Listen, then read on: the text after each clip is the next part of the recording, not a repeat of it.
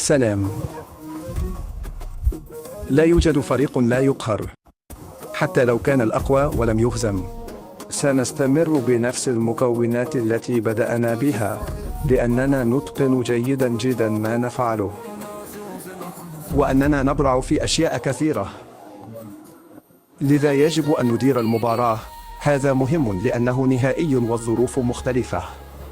لكن إدارة المباراة ستكون مهمة للغاية. الحفاظ على هدوء الأعصاب، محاولة لعب أسلوبنا وحتى لو كانت الظروف معقدة، حتى لو كان السياق معقدا، محاولة تطوير ما طورناه منذ ما أظهرناه منذ البداية. نحن واثقون، فلا أحد لا يقهر، سواء الخصم أم نحن. التواضع هو أن تعرف أنك قد تخسر أمام أي كان لكنك قد تفوز على أي كان. لذا سننطلق بهذه العقلية. ياسين يتعاف. لقد بذل كل جهده ووعد بالتضحية بحياته. الحمد لله، لم يحدث ذلك لقد بذل كل جهده في نصف النهائي من أجل هذا النهائي، والآن سيفعل المستحيل ليشارك فيه.